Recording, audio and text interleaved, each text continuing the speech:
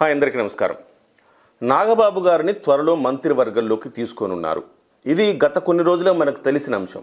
కానీ నాగబాబు గారికి ఏ శాఖలు ఇస్తారనేది పెద్ద క్వశ్చన్ మార్క్. ఒకసారేమో గనుల శాఖ ఇస్తారని, మరొకసారేమో కందులు దుర్గేష్ దగ్గర ఉన్న సినిమాటోగ్రఫీ ఇస్తారని, మరొకసారేమో పవన్ కళ్యాణ్ గారి దగ్గర ఉన్న శాఖలు ఇస్తారని, ఇట్లా రకరకాల ప్రచారాలు అయితే ఊపందుకున్నాయి.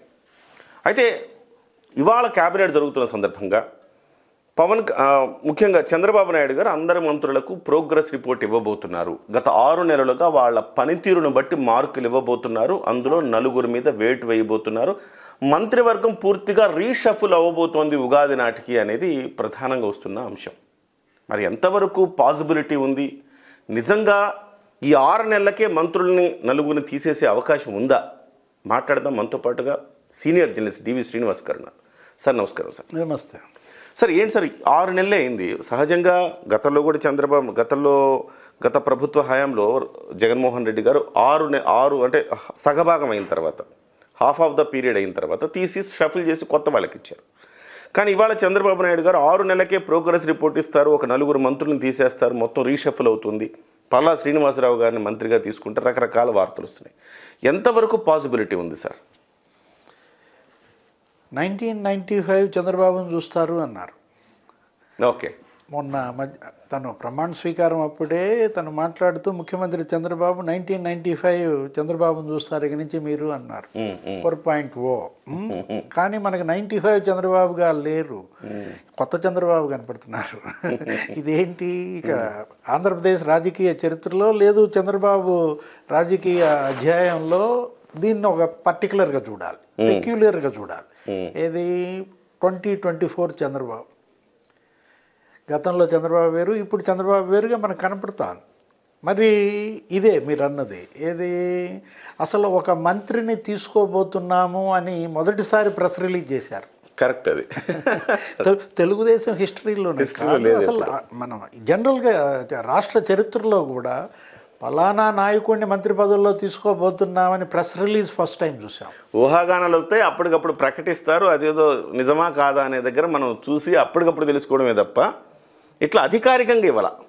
అంటే రాజ్యసభ అభ్యర్థుల ప్రకటన సందర్భంగా నాగబాబుని క్యాబినెట్లో తీసుకోబోతున్నాం అనేది అదొక మరి కొత్త చంద్రబాబు అంది. అందుకే ఏది పెక్యులర్గా మనం ఇంత ముద్ర కనపడుతున్న నేపథ్యంలో ఒకటి పనితీరు, మీరు అన్నది క్యాబినెట్ పనితీరు. ఇది మొదట రోజు చెప్పారు, మొన్న 3 నెలల క్రితం చెప్పారు, ఇప్పుడు 6 నెలలు.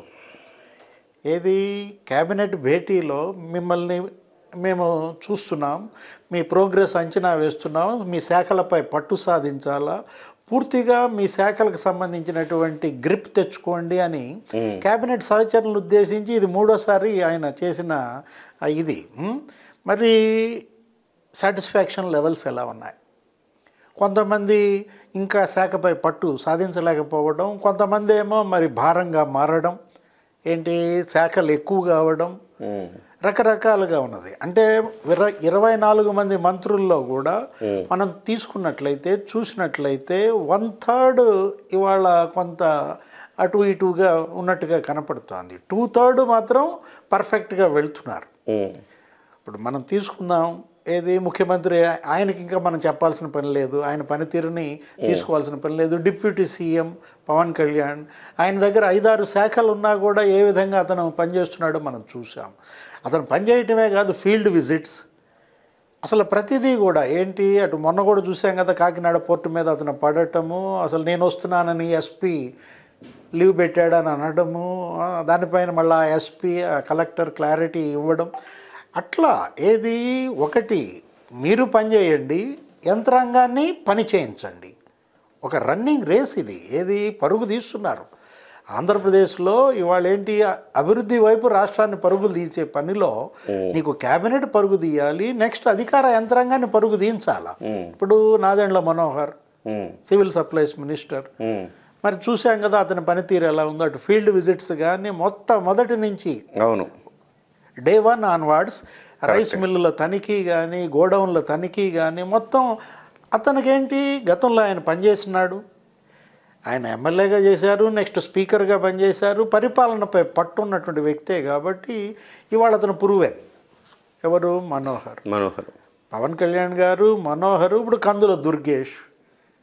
ఏది తను కూడా మరి తను పూర్తిగా ఎప్పటికప్పుడు ప్రెస్ మీట్లు పెట్టడం కానీ, పత్రికల ద్వారా ప్రజలకి తన యొక్క శాఖల గురించి తెలియజేయడం కానీ మనం చూసాం. తనకు కూడా మరి అంటే వాళ్ళ స్థాయిలో మార్కులు రాకపోయినా ఓకే ఓకే ఉనికి అయితే కనపడుతోంది, అంటే పని చేస్తున్నట్టు ఉనికి కనపడుతోంది. ఇప్పుడు జనసేన 3 అయిపోయారు అవును, ఒక దగ్గర. ఇక తెలుగుదేశం పార్టీకి వచ్చేసేసరికి మనం తీసుకుంటే ఏంటి కొన్ని తప్పటడుగులు పడుతున్నాయి. అవును, అసలు ఎందుకు నిన్నటిది లేటెస్ట్ ఇష్యూ పార్థసారథి గారు, అవును, ఆయన అసలు పాపం నేలకు పోయిందని నెత్తిని రాసుకున్నంత పని అయింది. ఆ జోగి రమేష్ ఉన్న చోట ఉండకుండా ఏంటి అటు పార్థసారథిని ఇబ్బంది పెట్టాడు, గౌతు శిరీష లచ్చన్న గారు అమ్మాయి. ఆ లచ్చన్న విగ్రహ ఆవిష్కరణ మరి పార్థసారథి గారు కొంప ముంచుద్దా? ఎందుకంటే బాగా సీరియస్ అయింది ఇష్యూ. వివరణ ఇచ్చారు, అసలు జరిగింది తెలియజేశారు. అసలు అట్లా కాకుండా క్యాడర్ ఇవాళ ప్రశ్నిస్తోంది. ఇక్కడ ఇష్యూ ఏంటంటే, అంటే beauty of this alliance government, ఈ కూటమి ప్రభుత్వంలో మనకు కనపడుతున్నటువంటి అందం ఏంటంటే, ఇవాళ సీఎంను కానీ, డిప్యూటీ సీఎంను కానీ, క్యాబినెట్ని కానీ, ఎమ్మెల్యేలను కానీ అందరినీ డిసైడ్ చేస్తుంది క్యాడర్. ఎక్కడ తప్పటడుగులు పడినా వెంటనే క్యాడర్ ఎక్స్పోజ్ చేస్తోంది, మండిపడుతోంది, దాన్ని సరిదిద్దే ప్రయత్నం చేస్తోంది. నీకు సోషల్ మీడియా వాళ్ళ చేతుల్లో ఒక వెపన్గా మారింది. పలానా వాడిని గతంలో ఏ విధంగా అతను హెరాస్ చేశాడు, ఏ విధంగా అవినీతికి పాల్పడ్డాడు, అతన్ని తీసుకొచ్చి ఇక్కడ పోస్టులో పెడతారా? అవును, అంటే అధికారులుగా ఎవరుండాలి? క్యాడరే డిసైడ్ చేస్తున్న పరిస్థితుల్లో ఇవాళ సోషల్ మీడియా ఈరోజు కూడా మనం చూసాం. అతను ఎవరో జయచంద్ర అంట, అతను ఏదో ఉదయభాను మరి లేకపోతే అసలు అతను జగన్మోహన్ రెడ్డి వాట్సాప్ ఫోటో పెట్టుకుంటాడంట. అతను తీసుకొచ్చి మరి పీడీ ఏదో చేస్తున్నారు ప్రాజెక్ట్ డైరెక్టర్గా అని చెప్పి ఈరోజు ఒక వార్త. అంటే ఎక్కడ ఏం చేసినా క్యాడర్ ఒప్పుకోవట్లే. ఇప్పుడు తప్పటడుగులు పడుతుంటే ముందే హెచ్చరికలు. సార్ అయితే ఒక్కసారి అంటే మండిపల్లి రాంప్రసాద్ రెడ్డి ఈయన ఉనికి కొంచెం తక్కువగా అనిపిస్తుంది సార్. ఉనికి కాదు, మొదటే ఆదిలోనే హంసపాద. మినిస్టర్ అవ్వగానే వాళ్ళ ఆవిడ పోలీసులతో వ్యవహరించిన తీరు, ఏదో కార్యక్రమంలో పాల్గొనడానికి వెళ్తూ అక్కడ సిఐఓ ఎస్ఐఓ ప్రోటోకాల్లో రాకపోయేసరికి ఏమని చెప్పి అతని మీద ఫైర్ అవ్వటం, అతనేదో పాపం చెప్పుకున్న ప్రయత్నం, దానిపైన సీఎం సీరియస్ అయ్యారు. ఆ తర్వాత అతను కూడా వివరణ ఇచ్చాడు, వెరసి అతని శాఖలో అతని పనితీరు అలా ఏదో మొదట్లో ఏదో దెబ్బతిన్నా పర్వాలేదు, తను కూడా మరి అక్కడ జిల్లాపై కొంత పట్టు సాధించుకోవటం. కానీ అక్కడ ఏంటి, అక్కడ అది చిత్తూరు, అక్కడికి వచ్చేసేసరికి అక్కడ పెద్దిరెడ్డి రామచంద్రారెడ్డి వీళ్ళంతా ఉన్న నేపథ్యంలో మరి అక్కడ నడుస్తోంది. నెక్స్ట్ వచ్చేసి కొండపల్లి శ్రీనివాస్ సార్. కొండపల్లి శ్రీనివాస్ యాక్చువల్గా ఎన్ఆర్ఐ పొలిటికల్ ఫ్యామిలీ నుంచి వచ్చినాడు, చాలా తెలివిగలాడు, చదువుకున్నాడే. కానీ కొంచెం ఇంకా అనుభవ రాహిత్యము. అంటే ఇదే ఫస్ట్ టైం ఎమ్మెల్యే, నీకు ఫస్ట్ టైం మినిస్టర్ అయిపోయారు. అవును, ఇక్కడ ఇది ఒక పెద్ద ఇష్యూ. అవును, ఏది కొత్త నీరు విపరీతంగా తీసుకురావటం వల్ల సీనియర్స్ కన్నా వాళ్ళకి ఎక్కువ ప్రాధాన్యత ఇవ్వటం, మంచి పోస్టులు ఇవ్వటం. ఏది 17 మంది నీకు ఫస్ట్ టైం మినిస్టర్స్ 24 మందిలో, అందుకని జరుగుతున్న ఇదిగా చూడాలా. అతను మరి అటు పెట్టుబడులు రాబట్టడంలో కానీ, నీకు విదేశీ పర్యటనలో కానీ కొంతవరకు మరి జరుగుతున్న కొంత అనుభవ రాహిత్యం కనపడుతున్న నేపథ్యం. తర్వాత సార్ వాసంశెట్టి సుభాష్, ఈయన కొంచెం గతంలోనే ముఖ్యమంత్రి వర్యులు ఈయనకి ఫోన్లో కొంచెం క్లాస్ స్పీకర్ అని పెద్ద వైరల్ అయింది కదా. సుభాష్ కొంచెం కొరుకుడు పడతలేదా? ఎందుకంటే అతను ఫస్ట్ టైం ఎమ్మెల్యేగా ఫస్ట్ టైము, నెక్స్ట్ అసలు ఇది కూడా ఫస్ట్ టైం. అసలు పార్టీలోకి రావటం కూడా 4 రోజుల ముందు వచ్చాడని, 4 రోజుల ముందు వచ్చినాడికి ఎమ్మెల్యే ఇచ్చి గెలిపించి మరి మంత్రి ఇచ్చిన నేపథ్యంలో అతనేంటి అటు ప్రభుత్వంకి చేస్తే ఇటు పార్టీకి చేయటం లేదని, పార్టీకి చేస్తే ప్రభుత్వంకి చేయటం లేదని, ఆ సభ్యత్వ నమోదు కార్యక్రమాల్లో ప్రత్యేకించి పార్టీ సభ్యత్వం ఆయన తన నియోజకవర్గంలో అసలు దాన్ని పట్టించుకోకపోవడం, ఏదో బాగా అక్షంతలు కూడా పడ్డటువంటి పరిస్థితి. తర్వాత సార్ సవిత గారు కొంత వివాదాస్పదం అయ్యారు. అంటే ఆమె ఉనికి బాగా ఉంది, ఆమె ప్రతి దాంట్లో ఆమె కనబడుతుంది. కానీ కొంచెం వివాదాస్పదమైన కామెంట్స్ ఒక్కో సందర్భంలో విలేకరుల దగ్గర కూడా ఆమె కాస్త ఇబ్బంది పడ్డారు. ఎట్లా అనిపిస్తుంది సార్ మీకు సవిత గారి పనితీరు? అండ్ సవిత ఇప్పుడు తను కూడా బాధితురాలు, గతంలో వైసీపీ బాధితురాలు, జగన్మోహన్ రెడ్డి బాధితురాలుగా మనం చూసాం. ఒక పోరాటం చేసిన తన నియోజకవర్గంలో. సరే, మొత్తానికి ఒక అవకాశం ఇచ్చారు, గెలిపించారు. మరి ఏకదమ్న మంత్రి కూర్చున్న దీంట్లో వీళ్ళు ఫస్ట్ టైం ఎమ్మెల్యేలే ఒకేసారి మంత్రి అయిపోయేసరికి మరి కొంత ఫస్ట్ టైం ఎమ్మెల్యే ఇబ్బంది పడుతున్నారో ఏదో. మొత్తానికి గతంలో ఆమె ఏదో కురుబా కార్పొరేషన్ ఏదో పనిచేసింది. వాటిల్లో మొదటి నుంచి కూడా గ్రౌండ్ నుంచి వచ్చిన వాళ్లే కానీ ఒకేసారి వీళ్ళకి డబల్ ప్రమోషన్లు వచ్చేసేసరికి కొంత గడబిడ జరుగుతోందా ఏదో మొత్తానికి. టీజీ భరత్ పొలిటికల్ ఫ్యామిలీ, మనకి ఇక్కడ టీజీ వెంకటేష్ గారు, మరి ఆయనకు వచ్చిన ఇబ్బంది ఏం లేదు. అతనేంటి పరిశ్రమల శాఖ, ఇవాళ అదే నీకు ఊపిరి. ఏది పర్ఫార్మెన్స్ బాగానే ఉంది ముఖ్యమంత్రిగా ఇవాళ, అటు ఐటీ శాఖ మంత్రిగా నారా లోకేష్, ఇటు భరత్, వీళ్ళందరూ కూడా నీకు ఒక టీమ్ స్పిరిట్ తోనే కొనసాగుతున్నారు దీంట్లో. Okay sir. తర్వాత సార్ బీసీ జనార్దన్ రెడ్డి, గుమ్మడి సంధ్యారాణి, వీళ్ళిద్దరి పరిస్థితి ఏంటి సార్? బీసీ జనార్దన్ రెడ్డి గారు సీనియర్ మోస్ట్ శాసనసభ్యులు. ఆయనకు అక్కడ ఆల్రెడీ పట్టుంది. మీరు అన్నట్టు ఆయన కూడా బాధితుడే. గత ప్రభుత్వంలో చాలా హెరాస్మెంట్ ఎదుర్కొన్న వ్యక్తి. మామూలు బాధితుడు కాదు, నిలబడ్డాడు, గట్టిగా నిలబడ్డాడు. అది ఇచ్చిన శాఖ కూడా మనం చూసాం. ఏంటి R&B, ఇప్పుడు అదే ముఖ్యం. ఇప్పుడు ఆ రోడ్లు గుంతలు పూడ్చే దాంట్లో మరి జరుగుతున్న, జగన్మోహన్ రెడ్డి గుంతలమయం చేసిన రోడ్లన్నీ కూడా వీళ్ళు చక్కదిద్దాల్సిన పరిస్థితుల్లో సంక్రాంతిలో పెట్టుకున్నారు. వీళ్ళందరికీ టార్గెట్స్ పెట్టారు ముఖ్యమంత్రి. ఈ సంక్రాంతి లోపు మరి ఆయన రోడ్లు పూడిస్తే ఆయన మంత్రి పదవి ఉంటుందన్నమాట. సార్ గుమ్మడి సంధ్యారాణి, తను మామూలుగానే ఏది గతంలో ఎమ్మెల్సీగా చేసింది. అక్కడ విజయనగరం ట్రైబల్ దీంట్లో నుంచి వచ్చిన దాంట్లో తను మొన్న ఆ మెగా టీచర్స్ దాంట్లో కూడా, పేరెంట్ టీచర్స్ అసోసియేషన్ దాంట్లో కూడా వీళ్ళంతా వాళ్ళ స్కూల్స్లో పాల్గొనడం, తనకి ఎవరైతే తను చదువుకుందో ఏ స్కూల్లో ఆ స్కూల్కి వెళ్ళడం, అక్కడ టీచర్లకి పాదాభివందనం చేయటం. తను అక్కడ ఏజెన్సీ ఏరియాలో ఆ రోడ్స్ ఇవాళ అక్కడ ప్రధాన సమస్య, గిరిజనులను ఉద్దేశించి ఇవాళ ఏంటి అక్కడ మొన్న కూడా ముఖ్యమంత్రి గారు అన్నారు, ఏంటి ఇక్కడ డోలీల్లో నువ్వు వైద్యానికి వెళ్ళే పరిస్థితే ఉండకూడదంటూ మొత్తం ఆ రోడ్లను కూడా తీసుకొస్తున్న నేపథ్యం. సార్ తర్వాత కందులు దుర్గేష్ గారి గురించి మాట్లాడుకున్నాం. గొట్టిపాటి రవికుమార్ గారు, డోలా శ్రీ బాల వీరాంజనేయ స్వామి, వీళ్ళిద్దరు గట్టి వికెట్లే, అవి ఏం పడే వికెట్లే కాదు. ఎందుకంటే అతను మనం చూసాం విద్యుత్ శాఖ మంత్రిగా గొట్టిపాటి రవికుమార్ కానీ, అది పొలిటికల్ ఫ్యామిలీ. గొట్టిపాటి హనుమంతరావు గారు, బాల వీరాంజనేయ స్వామి ప్రతికూల పరిస్థితుల్లో కూడా గెలిచి తన ప్రకాశం జిల్లాలో కాస్త కోస్త పట్టు నిలపగలిగాడంటే ఆయన అసెంబ్లీలో పోరాడాడు జగన్మోహన్ రెడ్డి పైన. మనం చూసాం గొట్టిపాటి రవికుమార్ని ఇబ్బంది పెట్టాడు జగన్మోహన్ రెడ్డి. అందరి క్వారీల పైన ఫైన్స్ చేస్తూ ఇతని క్వారీ పైన 250 కోట్ల ఫైన్ వేయటం, ఒక పోరాటం చేశాడు. ఏదో విధంగా గొట్టిపాటిని లొంగ తీసుకోవాలని జగన్ సామధాన భేద దండోపాయాలు ఉపయోగించినా లొంగలేరు. గొట్టిపాటి ప్రకాశం జిల్లాకి ఇబ్బంది లేదు. సార్ తర్వాత అనగాని సత్యప్రసాద్ సార్, రెవెన్యూ శాఖ మంత్రి, అది పొలిటికల్ ఫ్యామిలీ కాబట్టి అతను సీనియర్ మోస్ట్. ఇవాళ రెవెన్యూ సదస్సులు విజయవంతమయ్యాయి. ఏది దగ్గర మరి 69,000 ఫిర్యాదులు తీసుకోవటం కానీ అతని పైన ఇవాళ ఈ బాధ్యత ఉన్నది కూడా. ఏది భూ కుంభకోణాలు, భూ దోపిడీ మనం చూసాము. ఏది 174,000 వినతులు వస్తే అందులో సగం వినతులు రెవెన్యూ పైనే. అవును, మొత్తానికి రెవెన్యూ పైన అతను పట్టు సాధించాడు. అది గుంటూరు జిల్లా వరకు ఇబ్బంది లేదు. ఏది అటు అనగాని కానీ ఇటు నాదెండ్ల మనోహర్ కానీ ఇబ్బంది కరెక్ట్ బాగానే పనిచేశారు.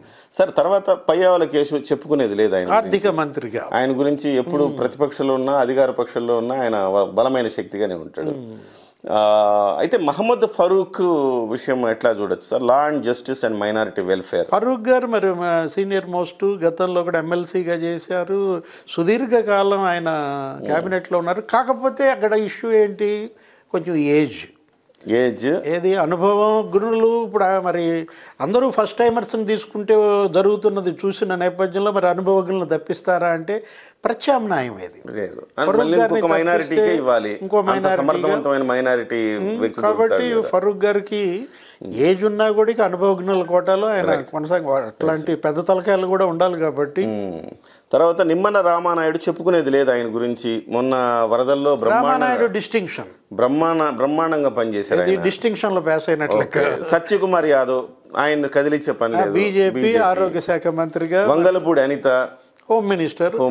కాకపోతే అక్కడ ఇష్యూ ఏంటంటే మరి తనే ఏమన్నా మంత్రిత్వ శాఖ మార్చమని అడుగుద్దా, ఎందుకంటే ఈ గోలంతా భరించలేకపోతుంది కదా. ఏది ఒరి నాయన, ఈ ఎక్కడ ఏది జరిగినా మరి నా మీదే పడుతుంది. పవర్ తక్కువ, బాధ్యతలు ఎక్కువైపోయినాయి ఆమెకి ఇప్పుడు. ఎందుకంటే తను గతానికి భిన్నంగా, గత హోమ్ మినిస్టర్లకు భిన్నంగా ఎక్కడ ఎలాంటి దుర్ఘటన జరిగినా వెళ్తుంది. అవును, అక్కడ వాళ్ళని పరామర్శిస్తోంది, ప్రభుత్వ పరంగా అండగా ఉంటామని చెప్తోంది, ముఖ్యమంత్రితో మాట్లాడిస్తోంది. అంటే బాధ్యతలు పర్ఫెక్ట్గా నిర్వహిస్తోంది. కాకపోతే మరేంటి, ఇక నా వల్ల కాదులేండి ఈ హోమ్ అని తనేమన్నా వదిలేస్తుందా, వేరే మంత్రిత్వ శాఖ అడుగుతుందా కొంచెం ప్రశాంతంగా చేసుకోవడానికి? ఇదంతా రిస్క్ ఎక్కువ ఇందులో. సో సార్, అయితే పొంగూరు నారాయణ చెప్పేదేం లేదు, పట్టణాభివృద్ధి శాఖ మంత్రిగా. ఇవాళ ఆయన పైన అమరావతి నిర్మాణం, ఆయన గతంలో కూడా ఆయన అదే చేశాడు, సమర్థవంతంగా చేశాడు, ఇప్పుడు కూడా చేస్తున్నాడు. ఓకే, నాదెండ్ల మనోహర్ మీద ఇంతకుముందు చెప్పుకున్నాము. తర్వాత కొల్లు రవీంద్ర గారు సంబంధించి కొంచెం, కొల్లు రవీంద్ర గారి మీద అయితే ఆయన బాధితుడు, గతంలో వైసీపీ హెరాస్మెంట్ ఎదుర్కొన్న వ్యక్తి. కానీ అట్ ద సేమ్ టైం ఆయన ఇవాళ బాధ్యతల్లో ఆయన కొంచెం తడబడ్డట్టుగా కనపడింది సార్. అంటే ఇక్కడ పేరుని నానేది ఇప్పుడు ఆయనకు మెడవు చుట్టుకున్నట్టుంది. ఏది ఇప్పుడు నిన్న జరిగిన రైస్ గోడౌన్స్ ఉన్నాయి కదా, దానిలో ఆయన సరిగ్గా మాట్లాడలేదని, పేరుని నాని పైన మరి ఆయన సరైన ఇది పెట్టలేదని పెట్టాడు, ప్రెస్ మీట్ పెట్టాడు. పైగా సార్ ఇసుక, అఫ్ కోర్స్ అది ప్రభుత్వ పాలసీ అనుకోండి, ఉమ్మడి బాధ్యత అది. ఈవెన్ దో ఇసుకలో మధ్యలో ఇప్పటికే కొంత ఇబ్బందికరమైన పరిస్థితులు కనపడతాయి, ఇంకా సెటరేట్ అయినట్టు కనపడలేదు కదా. అంటే మినిస్ట్రీకి డోకా లేదు, శాఖ ఏమన్నా మారుద్దేమో చూడాలి. ఒకటి తను ఒక పిఏ కూడా ఏదో చేసినట్టున్నాడు, అతను ఏదో ఫోన్లు చేసి ఏదో వసూళ్లు చేయటమో ఏదో సంథింగ్ రాంగ్. కొంత పిఏ బాధితుల్లో కొల్లు రవీంద్రను కూడా వేసుకోవాలి. ఆ తర్వాత ఈ అచ్చెన్నాయుడు, ఆయన గురించి అచ్చెన్నాయుడు గారు సీనియర్ మోస్ట్, మనం అనుభవజ్ఞులు ఉండాలి కాబట్టి. ఒకటి కాకపోతే ఆయన పైన నీకు అనేక శాఖలు ఉన్నాయి సార్. ఇప్పుడు agriculture, cooperation, marketing, animal husbandry, dairy development, ఇన్ని 5 ఉన్నాయి సార్. వీటిల్లో ఏదైనా కోత విధించి నాగబాబు గారికి అట్లా బదిలీ చేస్తారు, అదే రీషఫ్లింగ్లో కోత విధించి చేస్తారు. ఈరోజు జరుగుతున్న కేబినెట్ భేటీలో కూడా ఒక రిఫార్మ్ ఒకటి రాబోతుంది. ఏంటి అంటే అగ్రికల్చర్ అనుబంధ దీంట్లో ఉన్నటువంటి కొన్నిటిని ఇండస్ట్రీకి పెడుతున్నారు. ఓకే, మొన్న కూడా సిఎస్ ఆదేశాలు కూడా ఇచ్చిన నేపథ్యం ఏది, ఆగ్రో ఫుడ్ ప్రాసెసింగ్ ఇండస్ట్రీస్, ఇంకా పరిశ్రమ ఆధారిత అంశాలు కొన్ని అగ్రికల్చర్లో ఉన్నాయి. ఓకే, వాటిని తీసి ఇండస్ట్రీస్కి ఇస్తున్న నేపథ్యంలో మరి ఆ శాఖల్లో ఆయన కోల్పోవటమే కాదు, ఇంకొకటి ఏదో ఛానల్లో కూడా చూశాను, ఉత్తరాంధ్ర సీనియర్ మినిస్టర్ అసలు పక్కన పెడుతున్నారు అన్నారు. ఉత్తరాంధ్ర సీనియర్ మినిస్టర్ ఎవరు? అచ్చెన్నాయుడు మనకు కనపడుతున్నాడు. అదే అసలు అచ్చెన్నాయుడిని పక్కన పెడుతున్నారా? కానీ పక్కన పెట్టే అవకాశం లేదు కదా సార్. ఆయన గత ప్రభుత్వం హయాంలో కూడా, అంటే 2019 నుంచి 24 వరకు బాధితుల్లో ఆయన కూడా ప్రథమ వరుసలో ఉన్నాడు. తనకి ఎవరన్నా తనని పక్కన పెట్టాల్సి వస్తే వాళ్ళ కొడుకు కేంద్ర మంత్రిగా ఉన్నాడు కాబట్టి రామ్మోహన్ నాయుడు ఇద్దరు మరి అక్కడ రాష్ట్ర మంత్రి, ఇక్కడ కేంద్ర మంత్రి, ఈక్వేషన్లో కొంత అవకాశం ఉందంటారు. అది కూడా జరగదు, ఎందుకంటే తను బాధితుడే. కొల్లు రవీంద్ర 53 రోజులు ఉంటే ఇతను 83 రోజులు జైల్లో ఉన్నాడు. అవును, అయితే మీరు అన్నట్టు శాఖలు తగ్గిస్తారు కావచ్చు ఎట్టి పరిస్థితుల్లో. ఎందుకంటే ఇప్పుడు నాగబాబుని మరి క్యాబినెట్లో తీసుకుంటున్న నేపథ్యంలో మరి అది అచ్చెన్నాయుడు శాఖల్లో కోత పడుతుందా చూడాలా. సో ఇక నారా లోకేష్, పవన్ కళ్యాణ్ గారి గురించి చెప్పేది లేదు, చంద్రబాబు నాయుడు గారు. సో ఇప్పుడు మనకు కనపడుతుంది ఏంటి సార్, అచ్చెన్నాయుడు దగ్గర కొన్ని శాఖలు మార్పులు ఉండొచ్చు. ఇంతకుముందు మనం ఆడుకున్నట్టుగా కొల్లు రవీంద్ర గారి శాఖల్లో కూడా కొంత మార్పులు ఉండొచ్చు. తర్వాత వంగలపూడి అనితకి శాఖల మార్పు ఉండొచ్చు. ఆ తర్వాత సార్ ఆనం రామనారాయణ రెడ్డి గురించి మాట్లాడుకోలేదు, సీనియర్ మోస్ట్. ఆయనకి ఇంకా ఆయన ఢోకా లేదంటారా సార్? దేవాదాయ శాఖగా ఆయన చూస్తున్న నేపథ్యంలో మరి ఆయన కొంచెం స్లో ఉన్నాడన్న మాటలు వినబడుతున్నాయి. అనుభవజ్ఞుడు. ఒకటి దేవాదాయ శాఖ ఇంకెవరు తీసుకుంటారు, ఆయన తప్ప.